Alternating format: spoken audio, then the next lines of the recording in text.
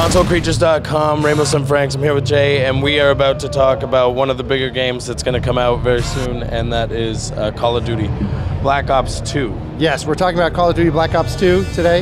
None of this surprises me. So as far as the story, I know a lot of our fans are very interested in that. So this is something that's going to span time and also span generations. So it is a sequel. Go ahead. Isn't that weird? Yeah, I read that it's going to be a little father-son action. Is that what's going on? Absolutely. Mason's going to have part of that storyline. So we've got obviously Alex Mason from Black Ops 1 and his son David Mason. They'll always need men like us. So where do we start the story? So really the story is this campaign that we're going to be starting in the 80s, right? So you're going to see the characters from Black Ops 1. Amazing. And then we're going to span all the way through 2025, where you will play as David Mason. So the reason for us going in that direction is where one of the goals that we were trying to accomplish this year is creating this really epic villain, right? Let's talk about the villain. Yeah. He's apparently the worst bad guy that the world has ever seen. The worst bad guy, Mr. Raul Menendez. And so he's actually collateral damage from the first Cold War, right? Okay. And so Mr. Frank Woods and Alex Mason have met him before. Yeah. Yeah, so they have some knowledge of him. Yeah. And so by being able to span over this time frame, you really get to see how this monster was created. All the best bad guys are ones that don't really know they're bad guys, and so you do empathize with them. 100%. That's really what we're going for. It looks like you got it. So one of the things he's doing is taking over all the government's non-manned weaponry. So part of in the story campaign, you will see, like you saw in LA, where he will, as Mr. Wood said in our trailer, you know, what happens if somebody gets the keys, right? And so unfortunately for us in Los Angeles, he does get the keys. So I have to say it's a little terrifying being at E3 in Los Angeles, where we are, and the demo that you guys just showed us. It's literally like the stadium is there, and the stadium is there, and I don't want to go outside after seeing well, fortunately, we're only in 2012 right now. Oh, cool. So okay, good. That happens in the future in 2025.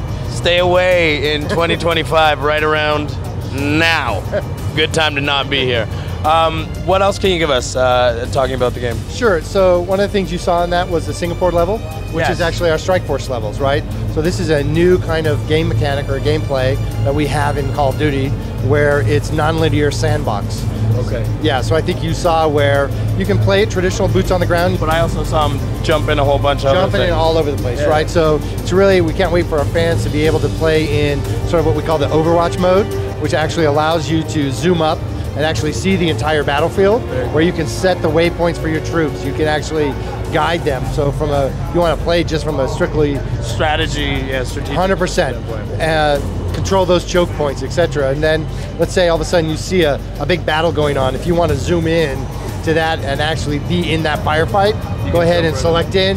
You jump right in. You're playing first person in that firefight.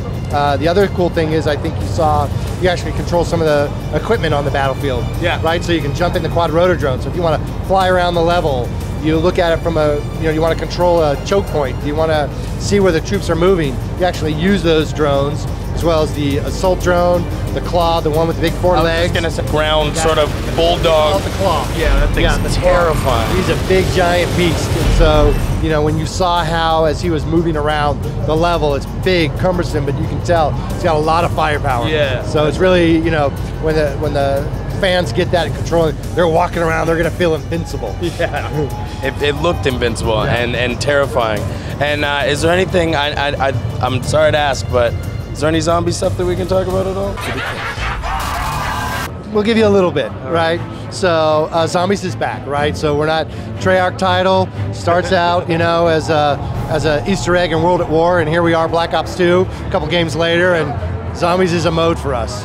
But I think your zombie fans are gonna love the fact that we've actually changed it from the single player executable to the multiplayer executable, which means we actually have 4v4 zombies. Oh, wow. So I think our fans are gonna really love that.